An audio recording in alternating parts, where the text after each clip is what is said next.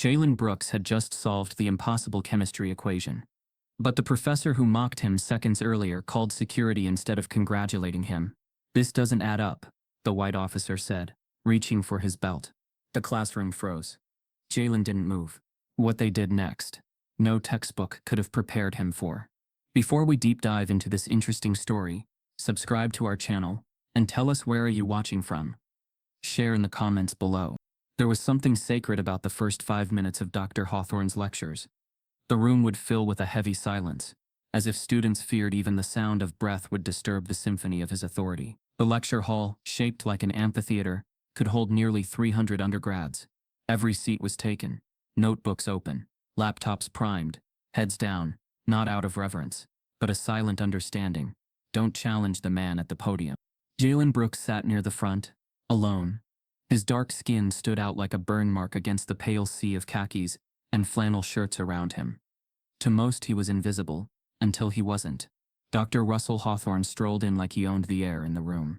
Crisp navy blazer, thin spectacles he didn't need but wore for effect, and that familiar smug grin that said, "You're here because I allow it." A tenured professor with 2 published textbooks, he had long stopped seeing students as minds to mold.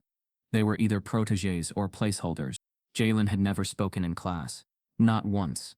Not during roll call. Not during labs. And certainly not during lecture. It wasn't fear, it was calculation.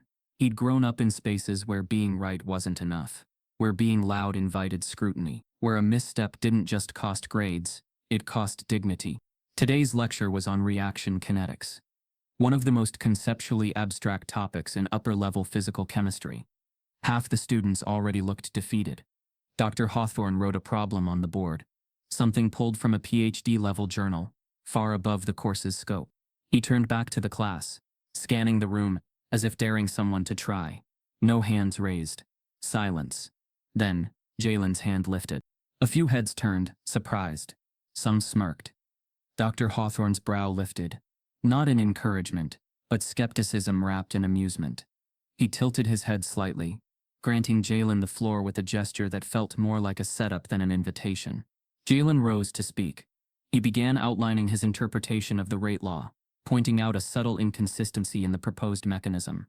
He referenced a thermodynamic property often overlooked at undergraduate level. His words were precise, calm, but with an undercurrent of restraint, as if he knew every syllable would be dissected, not just for correctness, but for audacity. A few students started chuckling. Then came the sound that would carve itself into Jalen's memory, a single sharp snicker from Dr. Hawthorne. The room followed. Laughter spread like a virus. It wasn't loud, but it was coordinated, like a cue had been given, and obeyed. Dr. Hawthorne didn't correct him. He didn't clarify. He simply let the room laugh, then turned back to the board and muttered something about revisiting fundamentals before overreaching. Jalen didn't sit back down. He stood there for a moment, unmoving. The laughter died down. The silence that followed wasn't empty. It was thick with expectation. But Jalen didn't give them what they wanted. No flushed cheeks. No apology. No stumble back to his seat. He simply picked up his backpack, slung it over one shoulder, and walked out, not with the pace of shame, but with the poise of someone calculating something far beyond chemistry. In the hallway, the buzz of fluorescent lights felt like a reprieve. His sneakers echoed on the polished floor, but his mind moved faster than his steps. This wasn't the first time someone underestimated him, but it would be the last time they laughed about it. Back inside, the lecture resumed. Dr. Hawthorne didn't mention Jalen's name again, but Kylie, his graduate assistant, couldn't stop thinking about the look on Jalen's face as he left. Not hurt, not embarrassed, but focused, like he'd seen through the curtain. No one else seemed to care. To most students it was just another lecture. Another name they didn't know. Another moment they'd forget, by lunchtime. But beneath that casual indifference was the skeleton of a larger story, a system that applauded conformity and quietly exiled difference. Jalen hadn't just broken silence, he'd disrupted order. In his dorm that night, Jalen pulled out a worn notebook, not the one he used in class, but the one he saved for problems too complex for coursework. Scribbles, diagrams, failed experiments, and ideas too ambitious for the syllabus. On the last page, he began writing a new formula, not for a chemical reaction, but for something else entirely. By morning he'd filled 6 pages. What no one in that lecture hall knew, what Dr. Hawthorne couldn't see past his own bias, was that Jalen had been working on a breakthrough for months. A reaction pathway that could simplify multi-step organic synthesis using a kinetic mechanism barely discussed outside graduate research. He hadn't spoken in class because he was learning their system before dismantling it. He wasn't just there to pass. He was there to prove something. And not just to himself. The next day he skipped class, and the day after that, his professors didn't ask why, except for Kylie, who noticed his absence and felt a weight she couldn't explain. That night, she checked the class roster again. Then something struck her. Jalen wasn't listed in any of the department's academic research labs, despite his grades, despite his aptitude, despite being more prepared than most.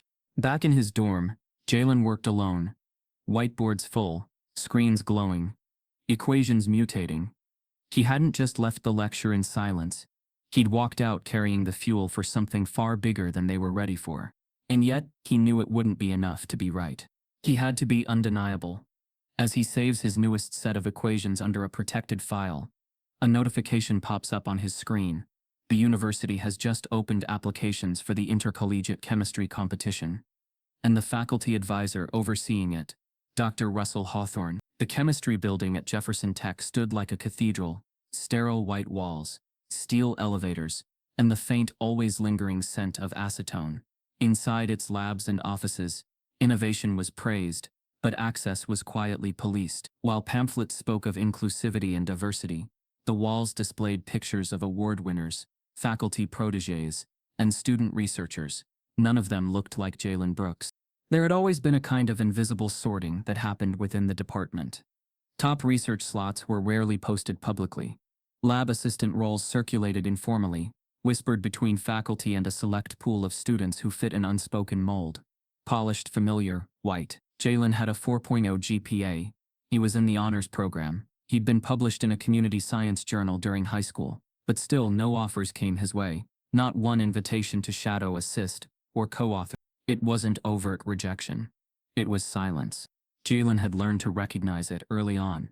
The slightly delayed responses from professors when he introduced himself.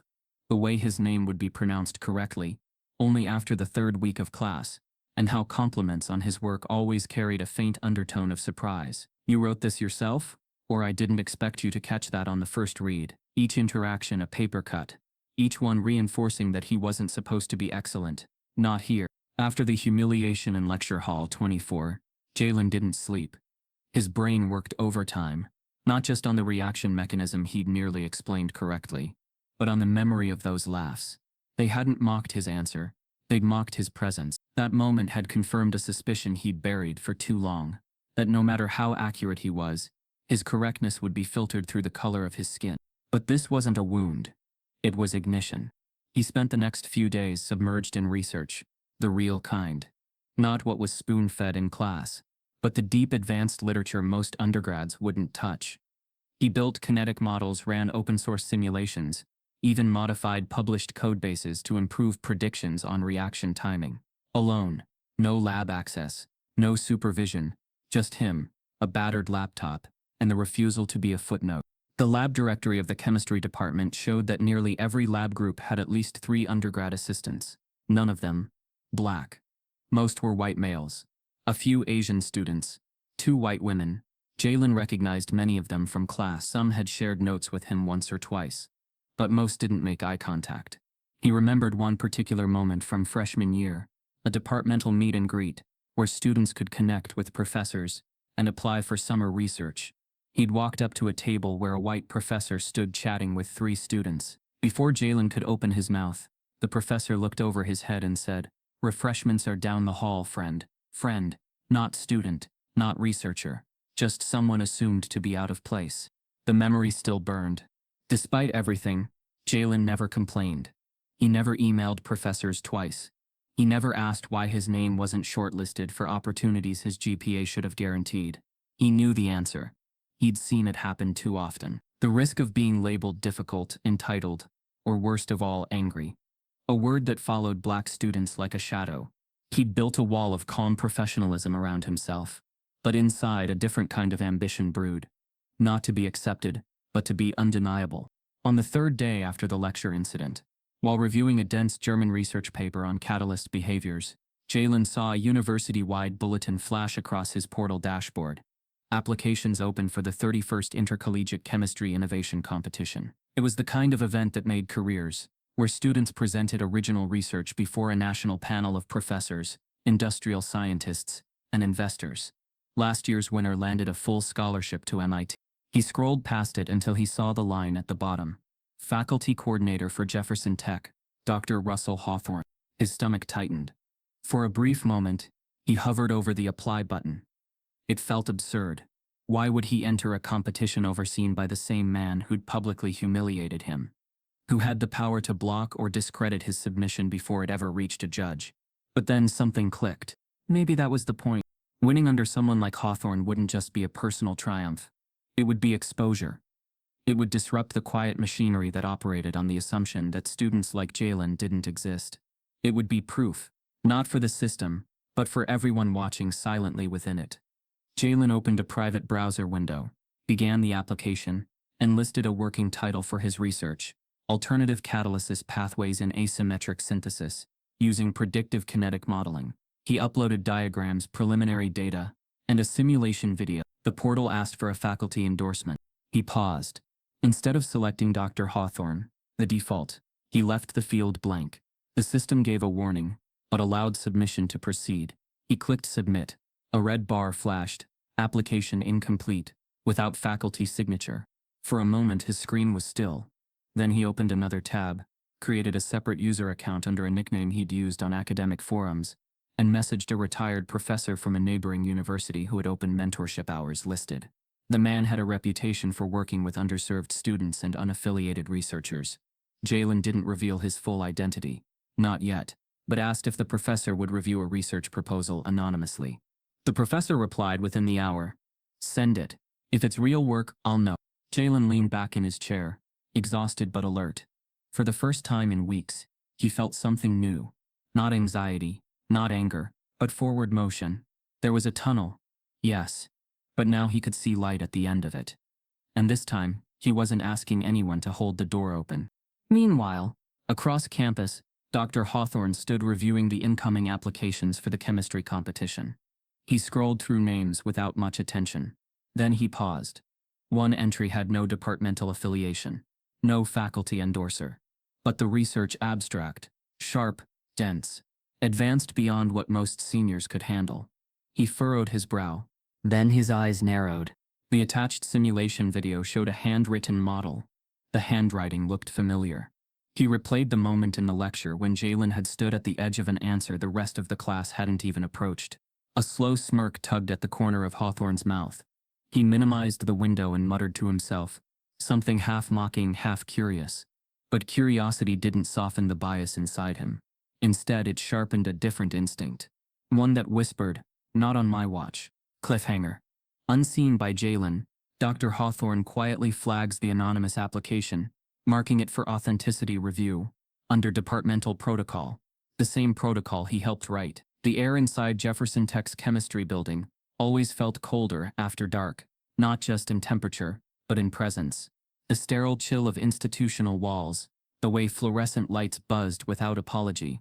It was under this quiet, artificial glow that Jalen Brooks worked most nights. Long after lectures ended, long after student chatter faded into echoes, he stayed behind, alone in a corner lab he had unofficial access to, a room no one cared to claim, but where discarded equipment still worked, if coaxed gently. He had no keycard clearance, no lab assignment, no faculty sponsor. He slipped in through a rear hall door that jammed open. If you tugged at it just right, it wasn't a secret, not really. But it wasn't permission either. Jalen existed in that gray zone, somewhere between invisible and intrusive, a place many black students were forced to occupy just to move forward. Each night, he modeled chemical reactions on paper first, then in simulation software, meticulously noting the rate constants and altering variables until something clicked. When the simulations failed, he adjusted. When they ran, he didn't celebrate. He verified. Every reaction was a step closer to the proposal he intended to present, with or without a mentor's blessing. He wasn't just preparing for the competition. He was preparing to be challenged, questioned, and discredited. That meant knowing his work so intimately that even his critics couldn't find cracks in it. He knew Hawthorne would come for him. He just didn't know when. What he didn't know, what few students ever truly grasped, was how much of their fate was decided in rooms they'd never enter. Just 2 floors above his secret workspace, the faculty lounge buzzed with conversation over cheap coffee and stale biscotti. In theory, it was a professional space, a place for academic exchange, departmental planning, quiet mentorship. In practice, it was a sanctuary of unchecked opinions, the kind that rarely made it into email chains but shaped careers all the same. Kylie Jensen had been Dr. Hawthorne's graduate assistant for nearly a year. At 26, she had long since learned how to blend in, smile at the right moments, nod through the wrong ones, and never question out loud what she was only beginning to understand. That day, while refilling her coffee mug, she overheard 2 senior faculty members speaking in hushed but careless tones by the lounge copier. One of them, Dr. Weber, chuckled mid-sentence. "He's a bright kid. Sure, but you know how these students can be. Overconfidence runs high when they think they've got something to prove." The other, a professor from biochem, nodded sympathetically. "Frankly, it's generous Russell even lets him apply. I've seen the file. GPA aside, he's not lab ready. You have to think about optics these days, especially with donors watching." Kylie's hand froze mid-pour. The words were casual, almost friendly. No raised voices, no slurs, just the smooth delivery of institutional doubt, dipped in passive aggression, and dried over decades of normalized exclusion. She didn't say anything. She knew better. But she pulled out her phone when their backs were turned and hit record. That night, Kylie couldn't sleep. She'd seen Jalen a few times, mostly in lecture, quiet, observant, always a few pages ahead of everyone else. She remembered the day he stood to answer that kinetics question. She also remembered the look on Dr. Hawthorne's face when the class laughed. Not surprise, not discomfort, amusement. It hadn't sat right then. It churned now. Driven by a mix of guilt and curiosity, Kylie started going through the faculty's shared drive, a place filled with innocuous department memos, syllabus drafts, funding updates. It was there, tucked inside a folder titled Outreach Initiatives, that she found something unexpected, a document marked Draft Competition Vetting Criteria. The PDF was short, clinical, a bulleted list of guidelines proposed by Dr. Hawthorne for selecting Jefferson Tech's representative for the intercollegiate chemistry competition. At first glance, it looked reasonable: baseline GPA, clarity of research goals, faculty recommendation. But as Kylie read further, subtle exclusions emerged. A clause that flagged any student without active lab mentorship. Another that marked non-traditional submission methods as grounds for extra review. And then one line at the bottom, barely more than a sentence, hit like a slow punch. Students lacking departmental sponsorship may pose reputational risk if underprepared. It didn't name Jalen. It didn't have to. Kylie's stomach turned. She read the memo 3 times. The intent was clear. It was a backdoor policy, a bureaucratic firewall designed to keep someone like Jalen out without ever mentioning race or background. No accusation, no complaint, just removal, dressed in professionalism. She downloaded the file. The next day, Jalen returned to the lab. He hadn't slept much either, but his eyes burned with something sharper than exhaustion: obsession. He'd finally cracked the theoretical basis of his reaction model. The catalyst switch he'd tested had reduced the reaction time by nearly 30%, which, if replicated consistently, could change how large-scale syntheses were optimized. He was close. He felt it. What he didn't feel, couldn't feel, were the eyes on him. While Jalen worked late, Hawthorne's office light would sometimes glow upstairs. He'd glance out his window, see the faint light beneath the lab door, and make note of the times, not formally, but mentally. It gave him leverage, or so he thought. A student using a lab without official access? A student building unauthorized experiments? It was a violation technically, one that could be used if needed. Down below, Jalen continued to refine his experiments. He didn't hear the whispers, but he felt the chill in classrooms. He noticed how classmates avoided his gaze, how group projects suddenly became one-man assignments. The silence was louder now, and colder. That weekend, Kylie printed the memo. She knew what she was doing was risky, but what haunted her more was doing nothing. She'd seen how the system worked, how it smiled and nodded while closing doors with invisible hands. She'd been a beneficiary of those doors, But now she couldn't look away. And then came the twist. While organizing departmental files, Kylie came across an internal Slack export she'd been authorized to archive. Messages between faculty members from months earlier. Buried in a thread about competition coordination, she found a comment from Dr. Hawthorne, typed casually but unmistakably. Would prefer we avoid nominating students who haven't demonstrated long-term fit, not just academically, but culturally. Culturally. That word didn't belong in any scientific criteria. Not unless it meant something else entirely. Kylie sat frozen at her desk, rereading it, anger rising in waves. She printed it too. Then she did something she never imagined she'd do. She emailed herself a backup copy. That night, as Kylie walks out of the lab building, a message pings her phone. It's from a blocked number. You're not cleared to share internal correspondence. Stay in your lane. The days at Jefferson Tech had started to blur for Jalen Brooks. Morning meant nothing. Night meant nothing. There were only the hours between exhaustion and obsession. The thin line where brilliance was born, but loneliness grew like a second skin. The chemistry competition was now less than 2 weeks away. Applications had closed. Confirmation emails had been sent. But for Jalen, the real battle hadn't begun with a submission. It began with the silence that followed it. No acknowledgement from faculty. No announcement in class.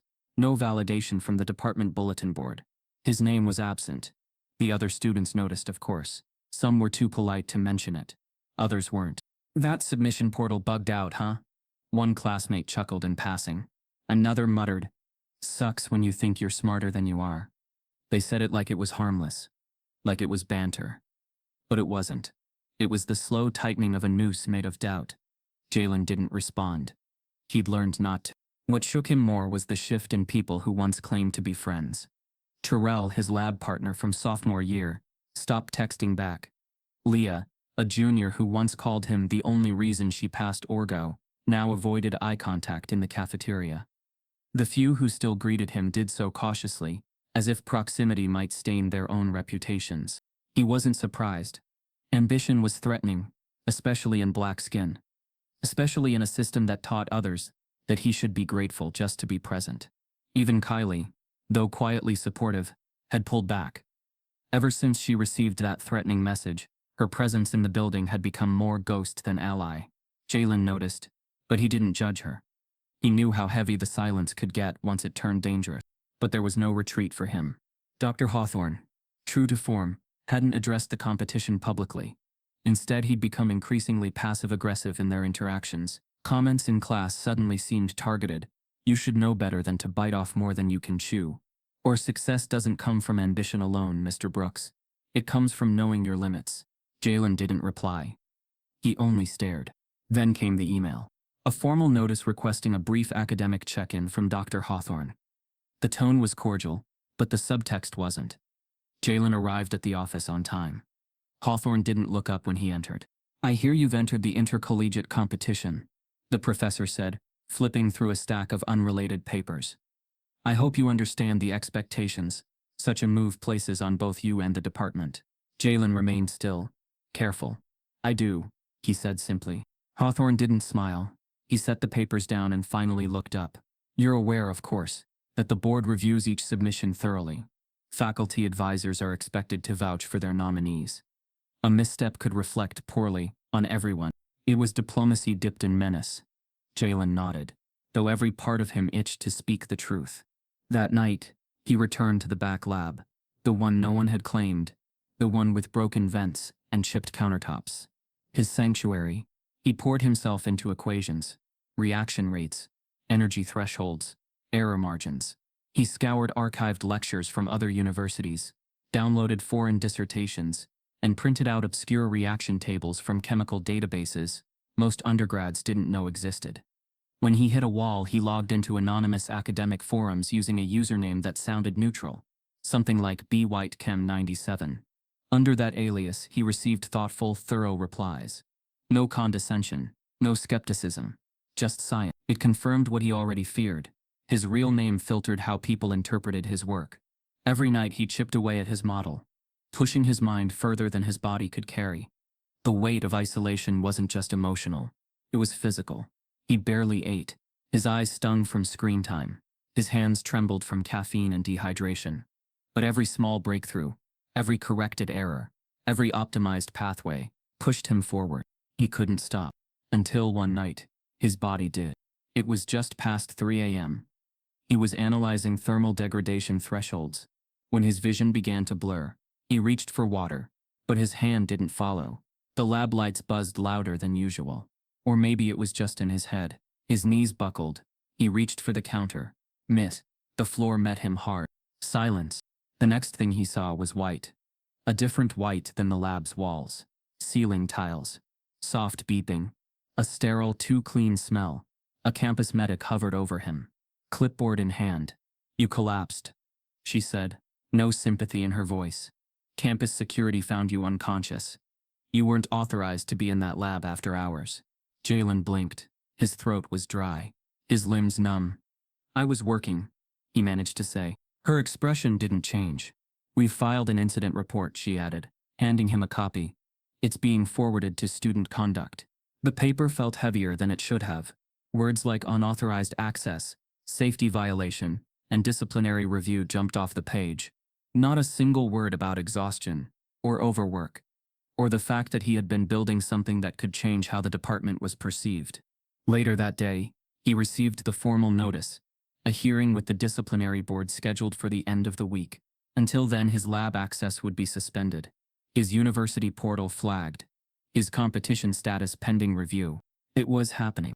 Not in shouts, not in outright rejection, but in perfectly worded emails, in paper trails, in policies that didn't exist until he challenged the hierarchy. As Jalen closes the notification and prepares to leave the infirmary, another email lands, this one from the competition board, stating that his project submission is being flagged for potential originality concerns, based on internal review. The file has been locked pending investigation, and the faculty reviewer assigned to that investigation, Dr. Russell Hawthorne. The hearing room didn't look like a courtroom, but it felt like one. Neutral tones, long wooden table, 5 people seated at the head, administrators, not judges, but each with the quiet power to end Jalen's academic career. A single chair sat on the opposite end, empty, waiting. Jalen entered in silence, carrying nothing but a folder of notes he wasn't sure would matter. No legal representation was allowed. No advisor had volunteered, and no one, not even Kylie, had responded to his messages. For all the support promised in student handbooks, there was a void where protection should have been. A student conduct officer, bland in speech and expression, read the charges flatly, unauthorized use of lab space, overnight presence without clearance, medical incident requiring campus resources, disruption of institutional protocols. It sounded clinical. It sounded final. Jalen wanted to speak, to say he was working on research that could elevate the department, that he had no choice but to use the only space left open to him, that his collapse wasn't a disciplinary issue but a cry for help. But he knew how that would be heard. The panel looked at him, not through him but around him, like he was a data point being processed. Then came Dr. Hawthorne, dressed immaculately, sleeves rolled up just enough to suggest casual expertise. He addressed the panel like a colleague, not a witness. I've worked with Mr. Brooks for some time now, he began smoothly. While his potential is evident, I've recently grown concerned about patterns of behavior that suggest difficulty managing academic pressure. He didn't accuse, he implied. He's ambitious, but ambition without guidance can become reckless. I've encouraged him to seek mentorship, to slow down. Instead, he's taken risks that jeopardize lab safety, and frankly his own health. Jalen felt each word like a fresh cut. There was no mention of locked doors, no acknowledgement of denied opportunities, no admission that the same man had created the barriers. Jalen was now being punished for trying to bypass. A second administrator chimed in, flipping through a printed report. We've also received a concern from the competition committee. Your submission has been flagged for originality review. Can you speak to that, Mr. Brooks? Jalen stared at the man. He was older, likely nearing retirement.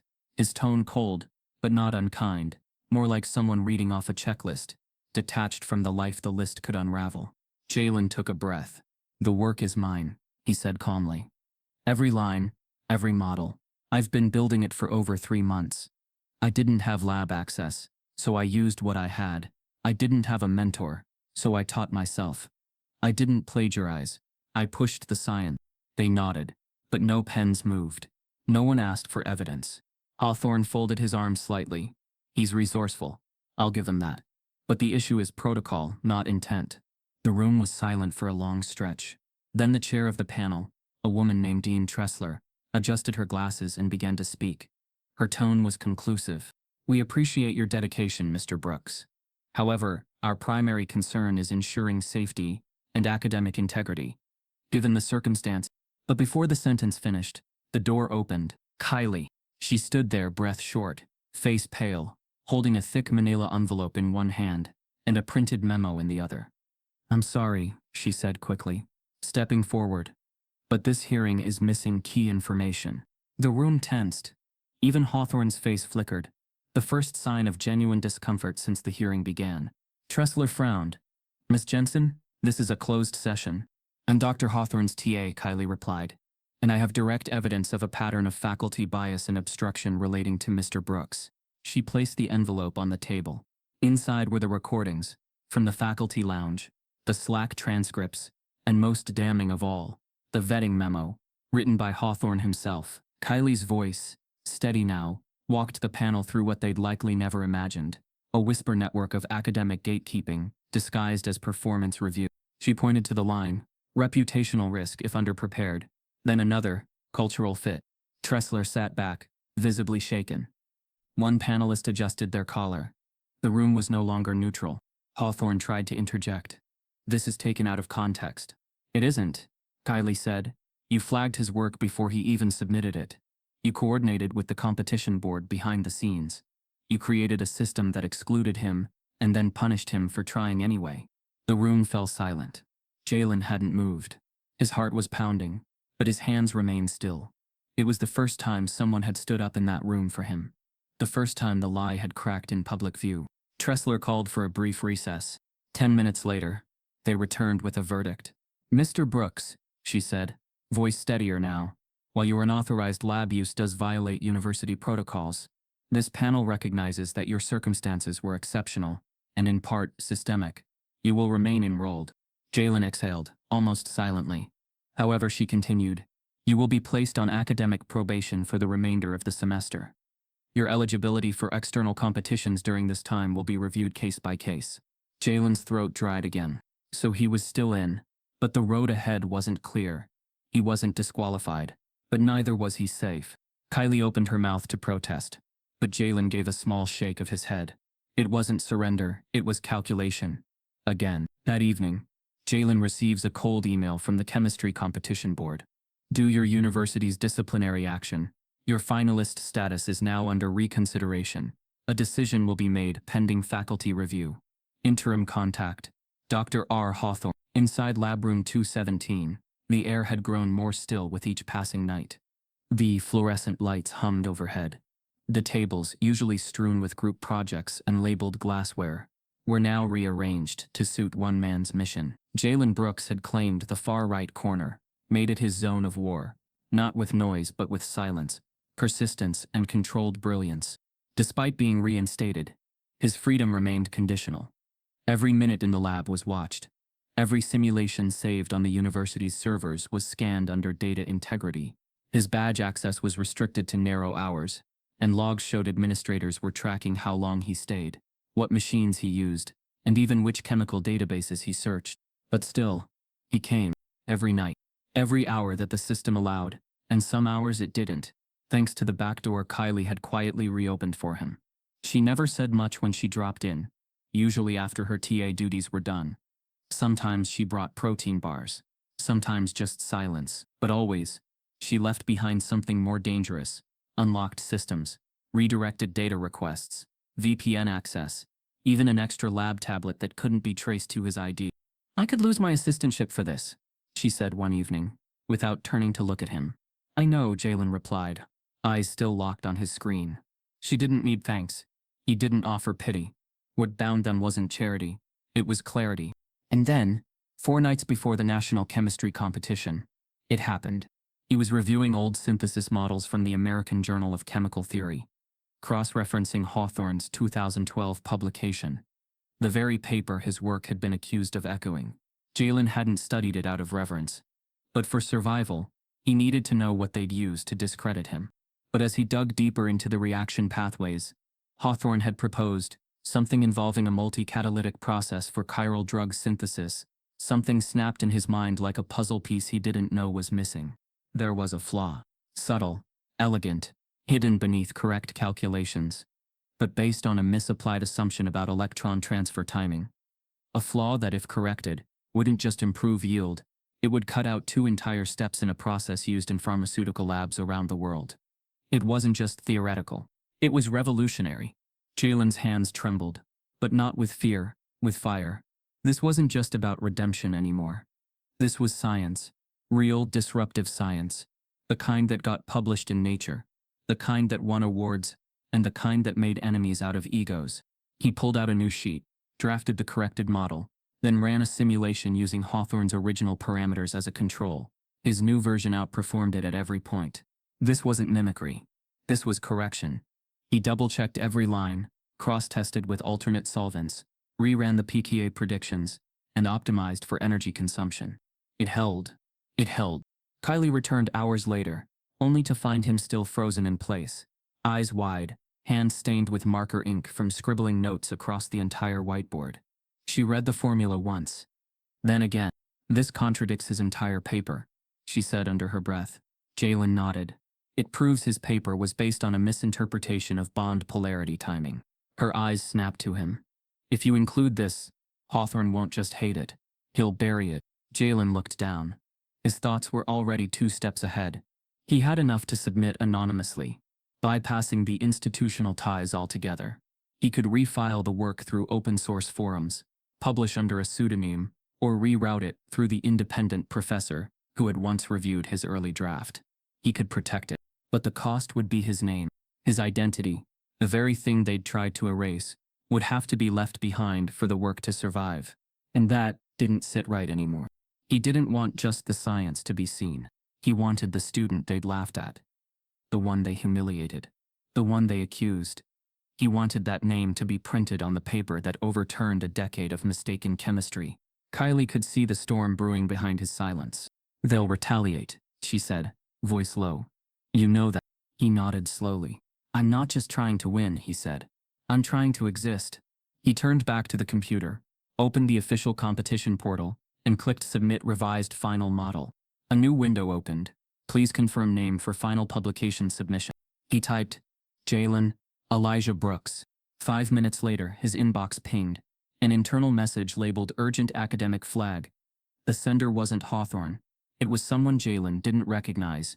Dr. Lena Maurer, chair of the National Chemistry Judges Panel. Jalen Brooks sat at his dorm desk with the weight of the world on his back, and a cursor blinking on the final line of his chemistry proposal. A detailed abstract, 4 model simulations, 1 annotated formula revision, and 40 hours of handwritten mechanism notes compressed into a single polished PDF. The culmination of 3 months of work no one had sanctioned, but everyone would soon see. He hesitated before clicking submit. The message flashed across the screen. Your proposal has been received. A confirmation email will be sent once faculty authentication is verified. His stomach dropped. Faculty authentication. Of course. Despite everything, the competition still required department sign-off. And now that he was on academic probation, that signature would flow straight through one person, Dr. Russell Hawthorne. For an hour, nothing happened. Then 2. Jalen refreshed his inbox 10 times. Nothing. At 3:42 p.m., a ping. He opened it and felt the blood drain from his face. Access denied. Your portal privileges have been temporarily suspended due to a flagged security issue. Please contact your department's IT administrator for further instruction. His heart raced. His fingers trembled as he tried logging back into the chemistry lab system. Blocked. He checked his student ID on the card access system. Disabled. Every digital door he used daily had been slammed shut in a single coordinated sweep. 10 minutes later, another email came in, this one from the competition committee. Your submission has been placed on hold due to a preliminary similarity review. The system detected a potential match with an archived faculty document dated to. Please be advised that plagiarism concerns are taken seriously and will be escalated to your home institution for internal review. Jalen nearly dropped his laptop. He hadn't copied anything. He hadn't even seen Hawthorne's 2012 paper until after he'd designed his simulation. The similarity was coincidental, and only partial, but now in a system built to weaponize ambiguity, that didn't matter. It wasn't science anymore. It was sabotage. He stormed across campus toward the chemistry department, but every door rejected his card. No entry, no access, no answers. Desperate, he sent Kylie a message. No reply. He waited outside the building until her shift ended. When she stepped out and saw his face, her expression dropped from confusion to dread. "They locked me out," he said, voice low but tight. "They're accusing me of plagiarism against a faculty paper from over a decade ago." Kylie blinked. "That's not a coincidence. They revoked my portal. My ID doesn't work. They froze everything. Even the competition boards flagged me." Kylie didn't say I'm sorry. She didn't need to. She pulled out her phone, opened her notes app, and began typing. "We're not handling this alone," she said. That night, in a corner booth at a 24-hour diner off campus, she introduced Jalen to someone she'd only heard of in whispers, a woman who had once walked through the same fire but refused to burn. Dr. Anita Freeman, a retired chemistry professor and the university's first tenured black woman in the sciences. Dr. Freeman had been encouraged into early retirement after challenging the department on its diversity metrics. Her reputation was controversial. To some faculty, she was an agitator. To students like Jalen, she was legend. She listened in silence as he explained what happened. Her eyes didn't blink much. She rarely interrupted. When he finished, she leaned forward. "This is what they do when they don't want to admit fear," she said. "They create confusion. Make your truth feel blurry, questionable. They don't have to be right. They just have to raise enough doubt." Jalen stared down at his untouched coffee. "I did everything I could. I did it the right way." She nodded slowly. "And that's exactly why they're scared." Kylie pulled out her flash drive, the one she'd backed up the memos and Slack messages on. She handed it to Dr. Freeman, without a word. "I can't leak this," Kylie whispered.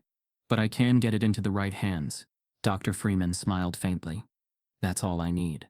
By morning, she was already at the office of the Dean of Academic Integrity. At first, they tried to wave her off with procedural language, pending investigation, departmental oversight, protocol alignment. But Dr. Freeman didn't flinch.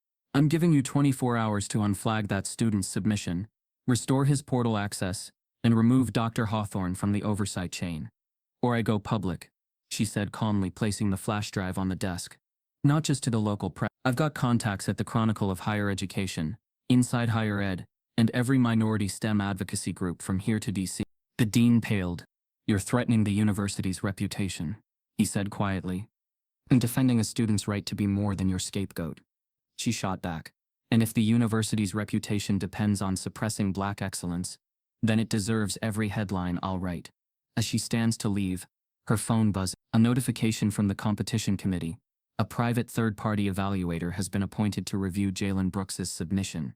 Final decision pending. Advisor status unchanged. R. Hawthorne. Dr. Freeman's expression hardens. The fight isn't over.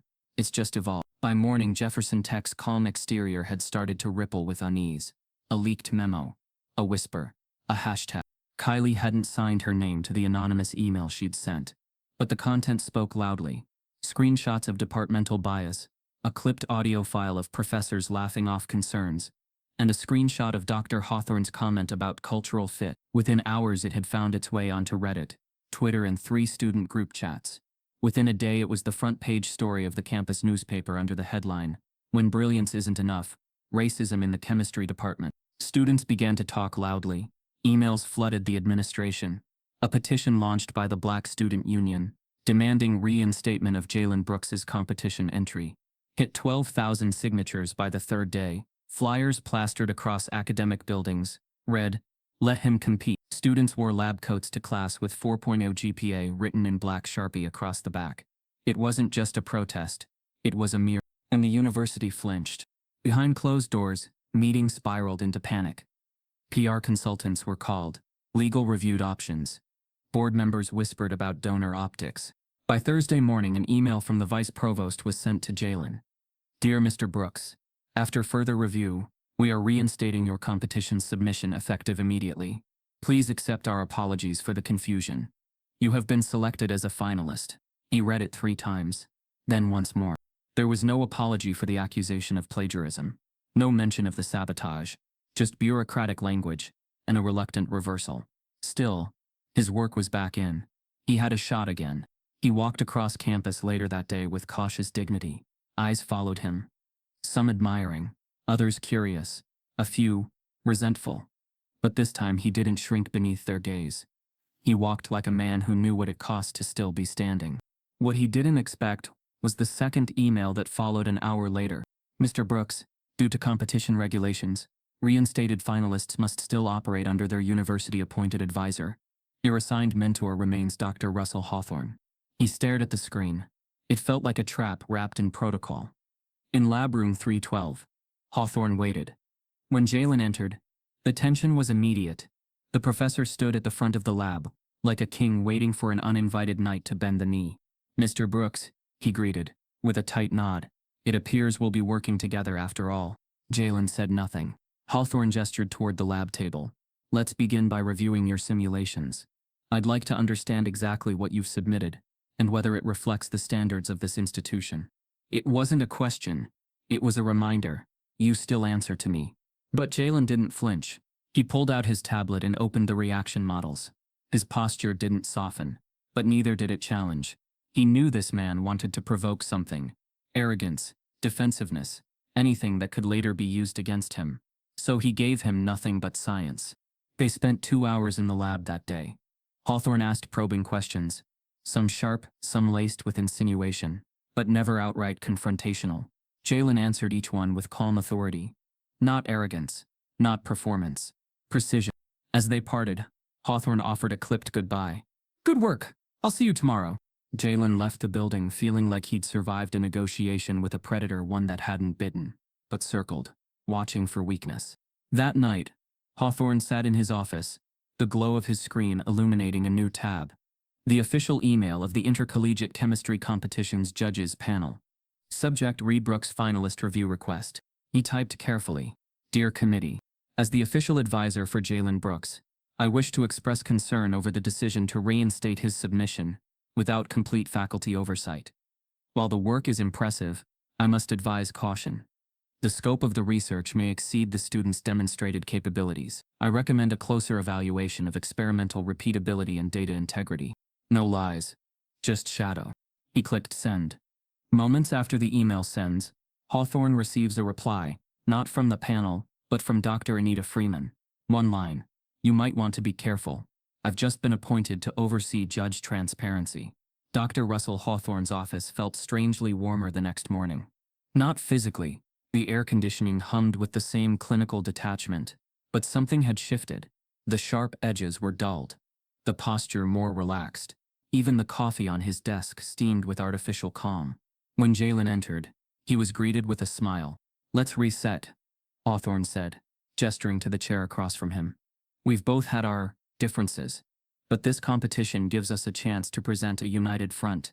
For the university, for your future. The words were measured, diplomatic, even encouraging. But to Jalen they felt rehearsed, like lines recited rather than spoken. Still, he nodded. There was no room left for defiance. Not here, not now. The chemistry challenge was days away, and if surviving meant shaking hands with a man who once tried to erase him, so be it. Hawthorne flipped open a binder, his own annotated copy of Jalen's research. The margins were full of notes, some clarifying, others circled with bold red ink. I've taken the liberty of restructuring your verbal flow for the presentation, he said. Judges want clarity, not complexity, especially when the presenter is non-traditional. Jalen didn't react. But the word hung in the air like smoke. Non-traditional. Kylie had warned him that Hawthorne was still talking to people behind the scenes. Quiet calls, back-channel emails, concerns about overambition, questions about data integrity, phrases that sounded scientific but served the same purpose as a whisper. Undermine, without having to accuse. But Jalen couldn't prove any of it, and he needed to stay in the room. So he practiced. In the labs, under Hawthorne's watchful eye, he repeated his breakdown of the corrected synthesis model. Hawthorne corrected his tone, his hand gestures, even how long he paused between terms, all of it under the banner of polish. But every suggestion came with a hidden edge. Try not to sound defensive when you say corrected version. It implies others were wrong. Maybe call it a modification, not a flaw. Academics don't like that language. And finally, remember, you're representing the department. Your personal history is secondary. Jalen trained harder than he ever had. But his mind often drifted to the whiteboard in Dr. Freeman's garage, where he spent evenings away from campus, rerunning simulations with her and Kylie. Unlike Hawthorne's clean, sanitized sessions, those nights were chaotic, real, the kind of messy learning that produced breakthroughs. You're not just fixing a formula, Freeman had said once, watching him scrawl through a failed attempt. You're fighting for your right to reshape it. Kylie worked the admin angle, cross-checking judge rosters, timelines, even travel logistics. She was quiet, relentless, and worried. They'd heard nothing from the competition board since Jalen's name was confirmed as a finalist. No praise, no follow-up. Just silence. 2 days before the competition, Jalen finally asked Hawthorne during a late-night session, "Have the judges said anything about my submission?" Hawthorne paused only a second. "They've been intrigued," he replied, "which is why we need to be extremely careful. They'll be watching for any sign of overreach." Another seed planted. That night, Jalen stood alone in lab room 217, staring at his formula on the glass board. For a moment, it didn't look like chemistry. It looked like resistance, like lineage, like legacy. He knew he'd made something real, but he didn't know if the world was ready to let him keep it. Then came the message. An anonymous number. No name. No intro. Just one line. "Watch your demonstration setup. Someone is planning to make sure it fails." Jalen's eyes snapped to the sealed equipment cases by the bench, untouched since morning. Or so he thought.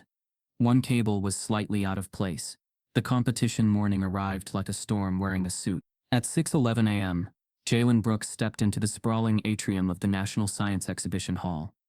Dozens of universities had set up across the polished marble floors, each booth like a miniature war room. Posters laminated and backlit.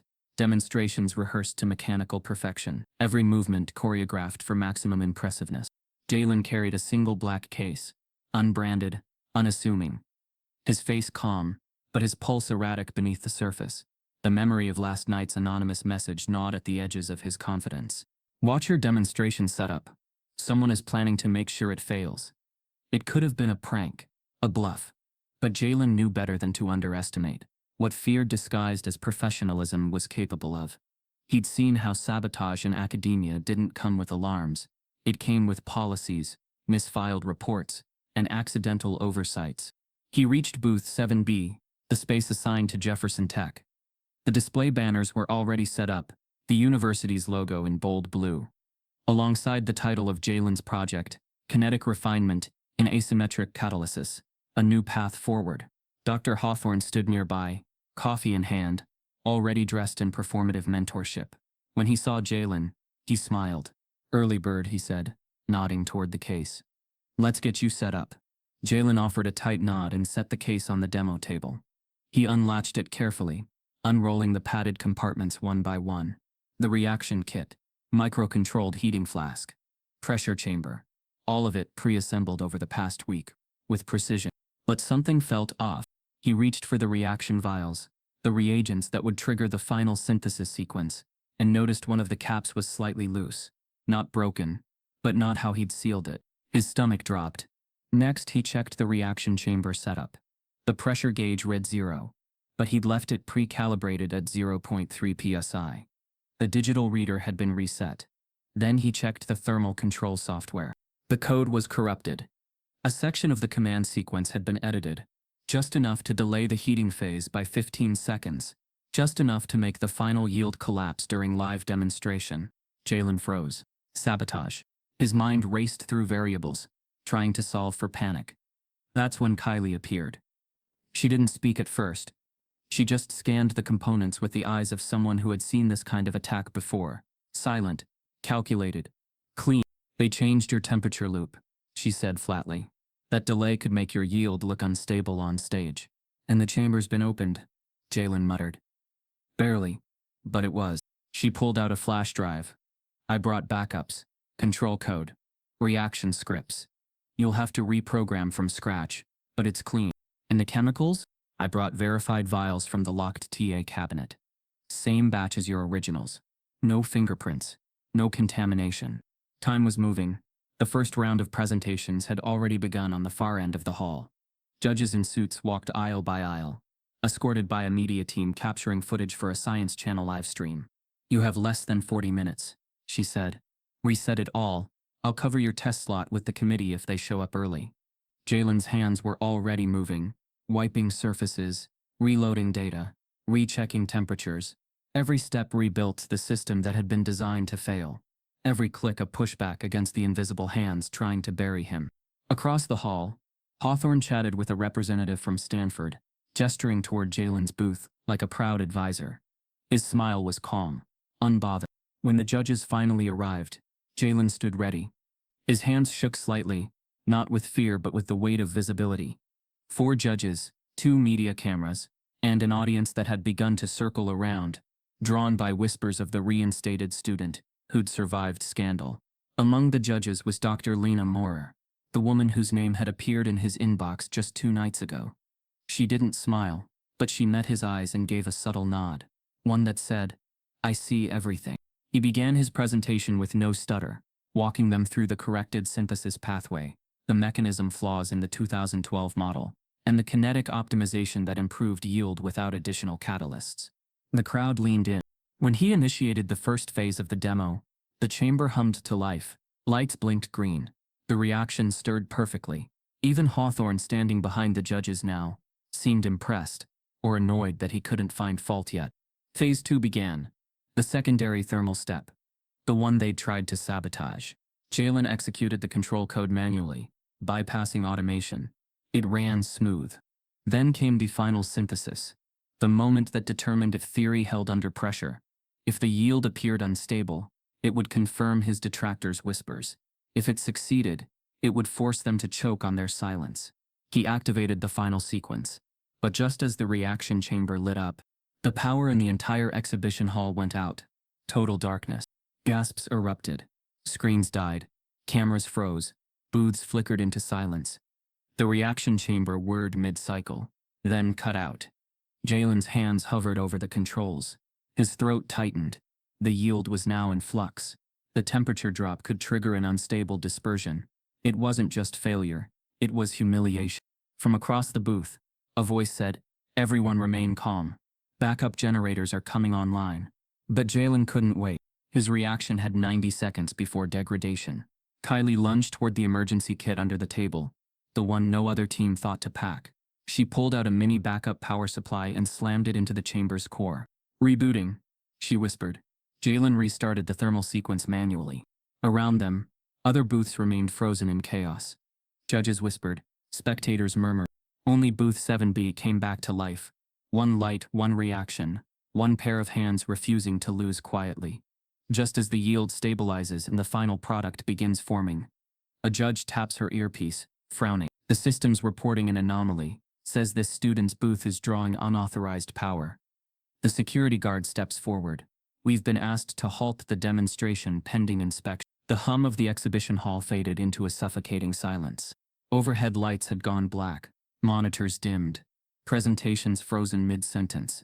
Judges stood still, their earpieces crackling with static.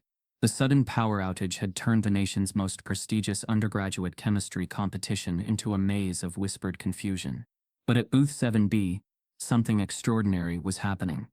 While other finalists fumbled with flashlights and lost their places in scripts, Jalen Brooks didn't panic.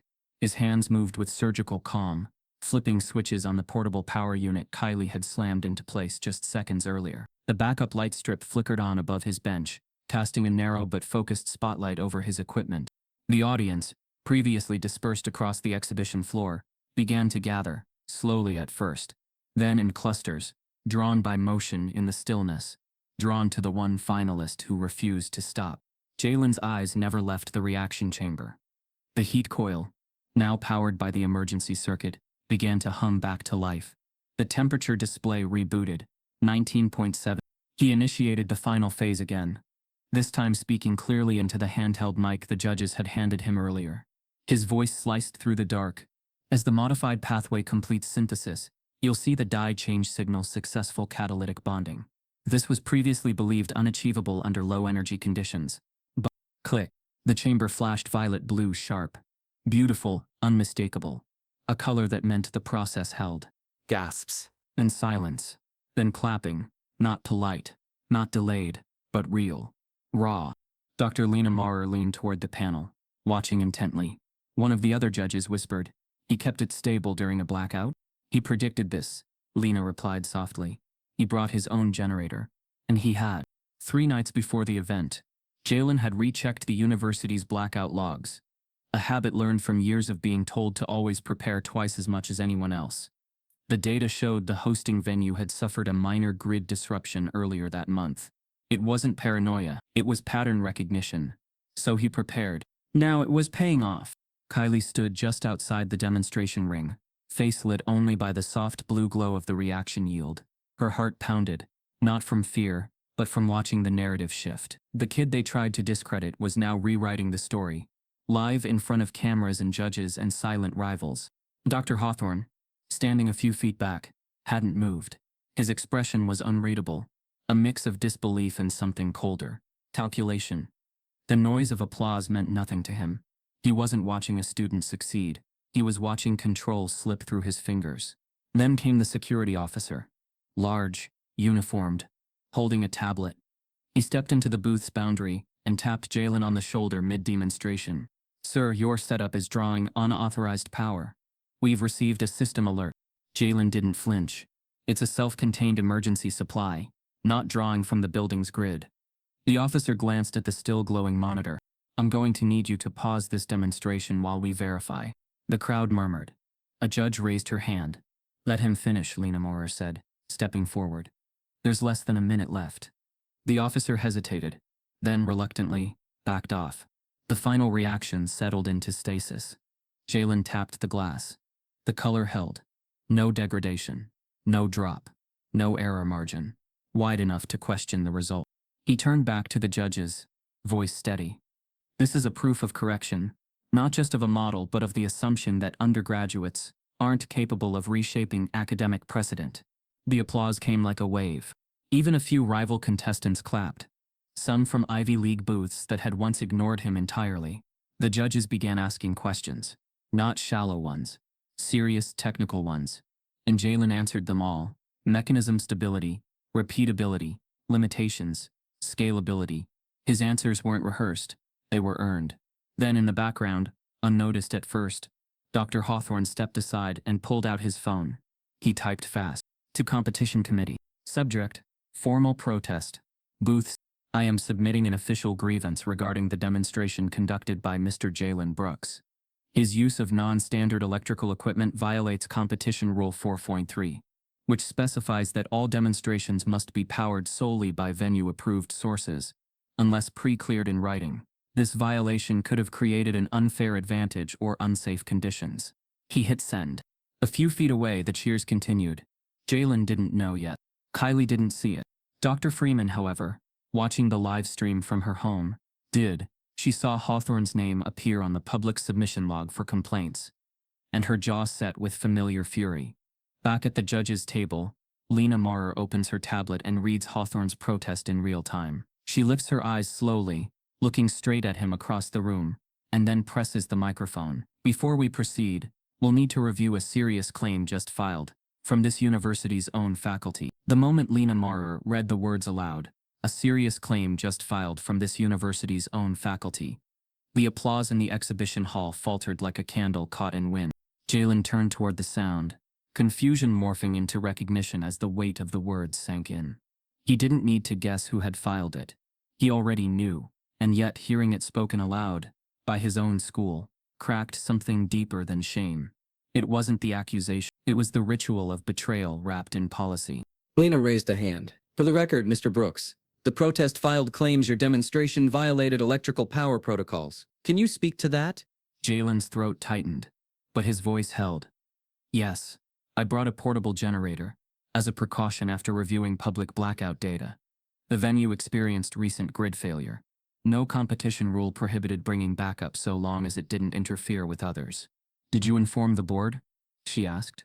"No," he said, "but I didn't conceal it either. I placed it in full view of staff and it was registered during check-in. She paused, nodded, then turned off the mic. Behind the scenes, the damage had already begun to spread.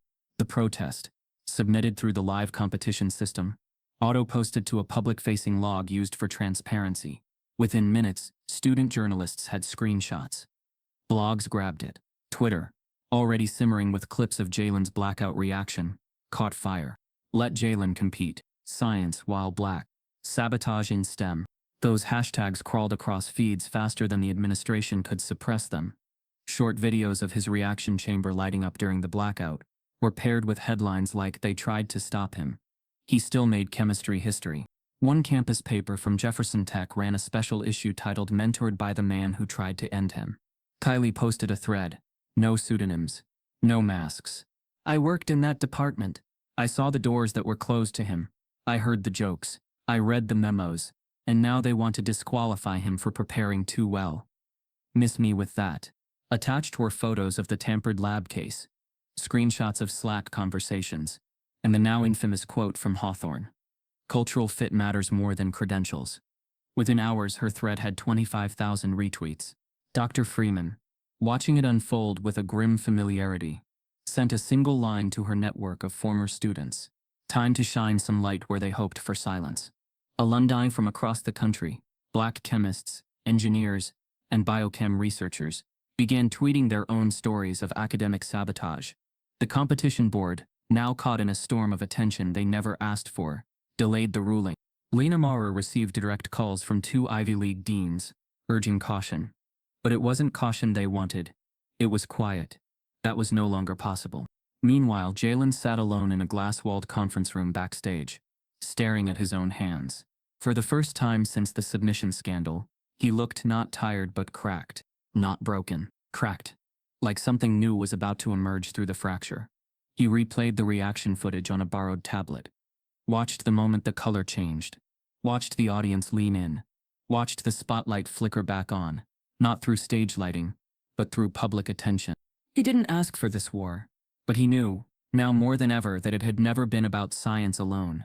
It was about who was allowed to be seen as brilliant, and who was seen as a threat the moment they proved it. Back in the judge's lounge, Lena sat with her notes, reviewing, questioning, recalibrating. Then the door opened. A board official leaned in. We've been advised to add a 5th judge. Public oversight. She frowned. At this stage, Emergency Clause Rule 9.1. We're under audit, due to press attention. They want someone with historical context. She sighed. Who? The answer made her sit up straighter. Dr. Bernard Talbot, retired chemist. Former mentor to both Hawthorne and Ida Freeman. A man whose name was both respected and forgotten. Until now. He entered minutes later, older, slower, but eyes sharp as glass. He said little at first. Just shook hands, sat down, opened the folder with Jalen's name on it. Then, quietly to Lena, he murmured, Russell always hated being wrong. But he hated being outshined more. Lena raised an eyebrow. You think this was personal? Dr. Talbot didn't answer. He didn't have to. Outside the hall, reporters gathered like vultures. One had already shouted into a live mic. We are witnessing not just a science controversy, but a civil rights moment inside STEM. Jalen returned to the main floor, escorted quietly back to his booth, his face unreadable. The final evaluations would now take place under full public scrutiny. And yet, as he looked up and saw cameras, judges, and students all staring his way, he didn't shrink. 'Cause for the first time in his academic career, he wasn't fighting to be seen. They were already watching. As Dr. Talbot begins reviewing the protest file, he finds something embedded in the submission metadata, a timestamp showing the protest was filed 10 minutes before Jalen's demo began. Meaning, the complaint wasn't based on rule violation, it was premeditated. The hearing chamber wasn't part of the original event layout. But the board moved fast. Overnight, they converted one of the upstairs media briefing rooms into a temporary judicial review hall. Not for legal cases, but for what they called scientific integrity proceedings. It looked sterile, impersonal, almost corporate, but the stakes were anything but. Jalen Brooks entered at 9. He wore a navy sweater, clean but modest, and carried only a laptop in a leather folder. His shoulders were straight, but not stiff. His walk deliberate, without defiance. This wasn't a trial of emotion. It was a defense of truth, and he knew that every syllable he spoke had to walk a tighter line than anyone else in the room. The panel of 5 judges sat behind a long table, their nameplates lined with institutional logos. Lena Maurer sat center. Beside her was Dr. Bernard Talbot, quiet, observant, his weathered hands folded on the table. The rest were silent, the kind of silence that meant cameras were near. A national academic journal had requested permission to livestream the review. The board agreed. The world would be watching. Lena tapped the microphone. This hearing is now in session for the review of the demonstration and procedural integrity of contestant Jalen Brooks, representing Jefferson Technical University. A murmur ran through the observers behind the glass. Jalen stood as instructed. Mr. Brooks, please walk us through the experiment presented. Highlight any alterations to standard protocol and explain your rationale. Jalen nodded once, then connected his laptop to the projection screen. What followed wasn't a performance. It wasn't loud. It wasn't defensive. It was surgical. He guided the panel through each step, from early hypothesis to kinetic modeling, to the corrected flaw in the 2012 framework. He showed reaction simulations, time-stamped revisions, peer forum threads, anonymized at the time, later proven to be his, and lab journals. He explained why he brought a backup generator, citing the blackout logs from the venue and FEMA's regional outage forecast from 3 weeks prior. Dr. Talbot leaned in. You researched power outage probabilities? Jalen looked him in the eye. I've learned I don't get the same second chances others do, so I prepare twice as hard. No one spoke for several seconds. Then Dr. Lena turned. We'll now hear from Dr. Russell Hawthorne, faculty advisor to Mr. Brooks. Hawthorne entered from the side door, sharply dressed, lips pressed into a neutral line. He swore his oath, then sat down across from the panel. We've received your formal protest, Lena said. Please clarify, when exactly did you file it? Hawthorne straightened. Roughly around the conclusion of Mr. Brooks' demo, upon noticing the unconventional power source. Talbot interrupted. Our log metadata shows your submission was timestamped 10 minutes before the demonstration began. Hawthorne paused. I had concerns leading up to the event. I intended to file a general caution. Talbot cut him off. You filed a formal accusation of a live rules violation before the event occurred. The tension in the room shifted. Jalen remained silent, eyes forward. He didn't gloat. He didn't smirk. He let the silence do its own work. Lena continued. Dr. Hawthorne, can you confirm whether Mr. Brooks informed you or anyone else of the generator? He may have mentioned it in passing. Hawthorne deflected. But not in writing, and the rules are clear. No, they're not. Kylie's voice rang from the back of the chamber. Heads turned. Kylie stepped forward, now fully visible, holding the rulebook in hand. Rule 43 does not prohibit backup power. It prohibits equipment that interferes with venue operations. His generator was self-contained. It powered only his booth. Lena turned to the panel. Ms. Jensen has submitted evidence supporting this. Security footage shows the generator was checked and labeled as safe during setup. Hawthorne exhaled slowly. I filed in good faith. Did you sabotage his lab equipment the week before? Talbot asked suddenly, tone icy. Hawthorne stiffened. Absolutely not. Kylie stepped forward again. Then how do you explain your access badge pinging inside the lab at 2:16 a.m., the night before Jalen's kit was tampered with? Gasps. Even Lena blinked. I was reviewing materials, Hawthorne said, but his voice cracked, just slightly. Jalen looked at him for the first time. Not with rage. With disappointment. Lena nodded solemnly. We've reviewed your previous student evaluations, Dr. Hawthorne. There's a pattern. Over 15 years, underrepresented students in your classes have consistently underperformed or dropped out, and multiple complaints were quietly closed. Dr. Freeman entered from the side door. I filed one of them, she said, stepping into the room. The room fell silent again. I was once his colleague, and I was once denied a lab space because I over-focused on equity.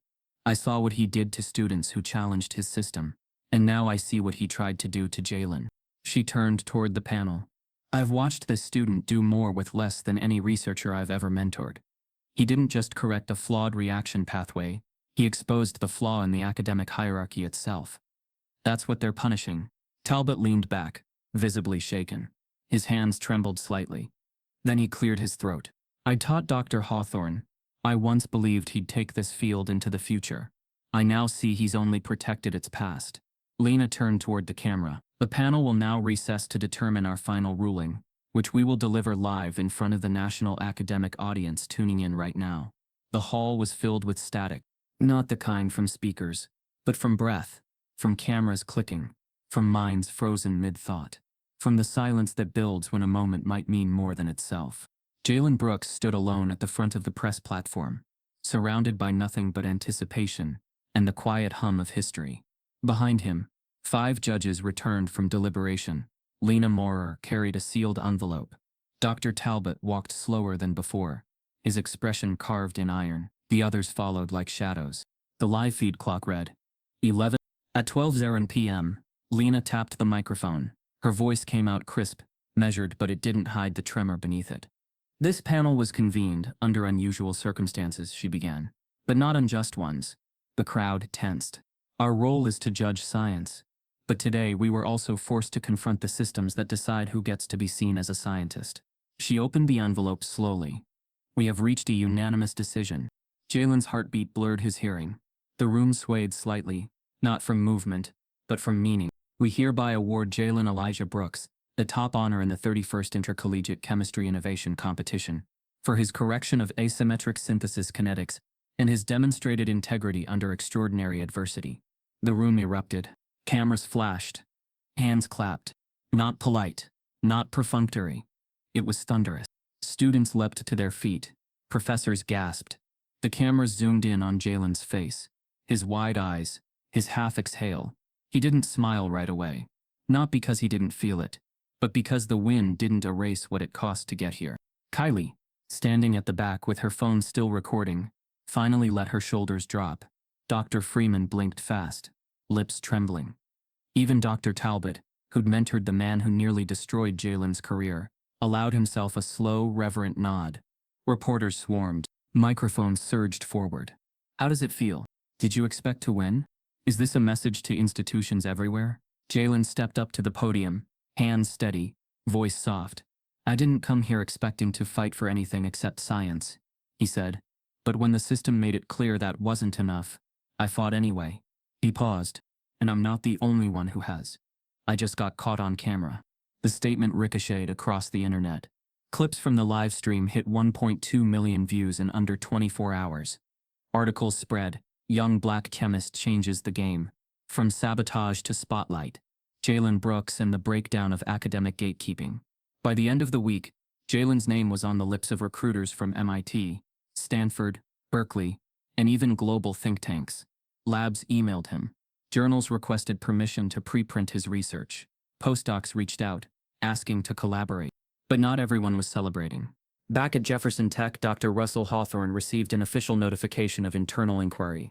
Subject preliminary faculty ethics review initiated. Terms like retaliatory conduct, discriminatory behavior, and conflict of interest filled the document like a quiet verdict of its own. His lecture privileges were suspended pending investigation. Students walked past his office without making eye contact. Some, emboldened by Jalen's story, stepped forward to file complaints that had gone unsaid for years. In a week, his once untouchable image cracked wide open. Jalen didn't gloat. He didn't tweet a single word about it. He was already back in the lab. Not at Jefferson Tech, but in a community space, surrounded by youth from underserved schools, showing them how to balance flasks and ask questions no one else had answers to. It wasn't a press move. It wasn't a redemption arc. It was healing. It was return. And yet, even in victory, he couldn't shake what he'd felt during the worst of it. How the people who were supposed to guide him had tried to erase him. How excellence had to be undeniable just to be considered acceptable. One afternoon, while sitting on a park bench outside the exhibit center, his phone rang. An unknown number. He answered. This is Dr. Simona Vega, director of the National Institute for Molecular Progress, the voice said. We've reviewed your research. It's phenomenal. Our team wants to meet with you immediately. Jalen blinked. He'd heard of them. A cutting-edge private research collective that had shaped several Nobel-winning projects. They were elite, invisible, and rarely extended invitations to undergrads, let alone undergrads from small public schools. That's an honor, he said cautiously. What's the scope of the meeting? We'd like to offer you a placement in our acceleration program, she said. You'd be designing experiments alongside some of the best chemists in the world, and we'd want to feature you as a speaker in our upcoming symposium. Jalen sat forward. A speaker? Yes, she said. Not just about your research, but about your story, about the realities of being a black scientist in an institutionally biased system. You'd be our keynote. Your name's everywhere now. This is the moment. He looked out at the skyline beyond the fountain. They wanted his science, but they also wanted the struggle, the trauma, the controversy. They wanted to turn him into a symbol. He didn't know yet whether that was elevation or extraction. Jalen stood to answer, but paused when his phone buzzed again. Another call, this one from Jefferson Tech's president's office. We'd like to discuss the future of the chemistry department and your role in shaping it. Months had passed since the verdict that transformed Jalen Brooks from a marginalized lab rat into a symbol of resistance inside academia. The once foreboding chemistry halls of Jefferson Tech now felt distant, relics of a past he had outgrown. In their place stood the polished corridors of the National Institute for Advanced Chemistry, NIAC, a cutting-edge research center nestled far from campus politics. There Jalen found not only acceptance but purpose. He wandered the wide, light-filled lab spaces each morning, greeted by young faces of every background. Some were ambitious undergraduates, some community college transfer students, some shy first-generation scholars with uncertain futures. Jalen didn't just supervise experiments. He mentored. He asked questions that went beyond pipettes and flasks. Why do you think this compound matters? Where do you want to take this work? He encouraged curiosity, not just compliance. Under his guidance, students whose voices were often ignored began speaking up, challenging assumptions, suggesting alternative pathways, refusing to stay invisible. Outside the lab walls, his story continued to resonate. Invitations came through email and phone calls from universities, think tanks, public forums, conferences that once reserved keynote slots for senior white scientists now asked for Jalen to speak about his research, and more importantly, about the racial barriers he'd dismantled. He walked auditoriums filled with professors, deans, students, and reporters. They listened keenly as he described how systemic exclusion tried to silence him, how sabotage nearly destroyed his work, and how one breakthrough reaction under blackout conditions became proof that brilliance could not be erased. Meanwhile, behind the scenes, others followed in his footsteps. Kylie Jensen became a leading whistleblower advocate, traveling to campuses plagued by covert gatekeeping. She helped collect testimonies, encouraged students to document subtle biases, and worked to reform faculty vetting practices. Her efforts sparked grassroots movements across multiple institutions, where activists demanded transparency in lab assignments, equitable access to research, and accountability for discriminatory behavior.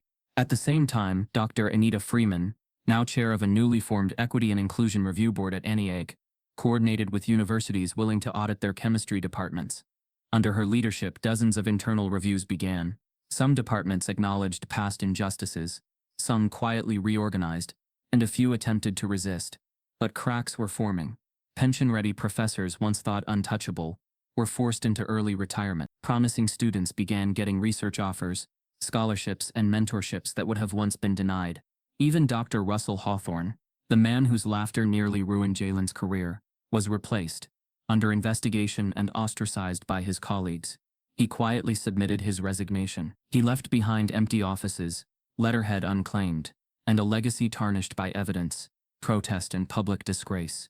But Jalen knew better than to think that one resignation healed the system. The roots of bias ran deeper than one man. So he kept working. In the AC labs, Jalen had not abandoned the reaction pathway that made him famous. Instead, he expanded it, exploring applications in environmental chemistry, sustainable drug synthesis, and green catalysis. He collaborated with multidisciplinary teams, writing grant proposals with equal parts ambition and conscience. He supported proposals from scientists and underserved communities. He made sure the next generation had access to what he once had to fight for. Publicly, in interviews and speeches, Jalen refused to take the easy path of comfortable optimism. He spoke with unflinching honesty that this victory didn't erase the countless others who never got a chance. He reminded the audience that sabotage, bias, and invisible barriers didn't vanish because one student won. He argued that institutions needed structural change, not just apologies or symbolic awards. At a national symposium on STEM equity, He stood beneath bright stage lights, a black man with a name on everyone's lips. Cameras rolled. Students clutched their phones. He didn't flinch. He told them quietly, but firmly, that resilience wasn't about surviving one fight. It was about building a path so others didn't have to fight the same battles again. Days turned into weeks. Weeks into months. And in that time, a subtle but powerful transformation unfolded. More minority students applied for research internships. More professors of color were hired. More labs began publishing under authorship that reflected diversity. The chemistry community, once rigid and insular, began inching toward something else. Possibility. And yet, even as progress crept forward, Jalen never forgot how fragile it was. Late at night, he would wander EAC's empty hallways, lights humming, instruments cooling, silence thick as hope, and think about every student who had been told not yet, maybe later, or not you. He thought about the hidden labs, the denied applications, the whispered doubts, the smiles veiled in condescension. He thought about the cost it took to stay, to fight, to win. Then one ordinary afternoon, as he sipped coffee in the small institute-run cafe, papers scattered across his table, grants in progress, emails flagged unanswered, his phone buzzed with an email notification. The subject line was austere: Notification National Chemistry Fair Entry Status Update. Relief flooded him for a moment, but then he saw the sender, and his stomach clenched. It was from a regional science fair board. Not AIAC's directors. Not a university recruiter. A fair committee he'd never heard of. The message was crisp, formal, impersonal. We regret to inform you that your application has been rejected. Due to eligibility and protocol concerns, students associated with institutions under current disciplinary review or previously flagged for submission irregularities are not permitted to participate. We wish you success in your future endeavors. His heart sank. He put the coffee down. The chatter of nearby researchers, discussions about catalysts, quantum yields, grant deadlines, melted into background noise. Because this rejection wasn't about science, it was about history. It was a mirror, showing that even months after a landmark victory, the system could still draw the same lines. He looked at the email again. There was no proof, no accusation, just eligibility and protocol concerns. The same vague terms used against him months ago. The same invisible barricade erected in silence. Some part of him wanted to throw the laptop across the table. Another part wanted to laugh at the cruelty of consistency. But instead he closed the file, leaned back and exhaled slowly. Because he knew this wasn't the end. This wasn't about Jalen Brooks anymore. It was about every bright mind, silenced, sidelined, undermined. He rose from his chair, placed the coffee on the counter, and walked out into the hallway. The fluorescent lights above hummed quietly. The corridor stretched before him, polished, manicured, promising. And underneath that polish, a tremor, a warning, a reminder that change was never safe. It was always dangerous. As he walked toward the stairwell leading to his lab, his phone buzzed again. Another email, another message waiting. He didn't open it yet. He didn't need to, because he knew what it meant. The letter's subject suddenly sank in. Urgent National Science Fair Appeal Request. Jalen paused at the lab door, hand on the handle, ready to fight all over again. When stories like Jalen's happen in real life, they don't end with applause. They end with someone being forgotten, unless we refuse to look away. If his fight meant something to you, if you've ever seen brilliance dismissed because of skin color, then don't let this moment fade into silence. Type yes if you believe no student should have to fight this hard just to be seen.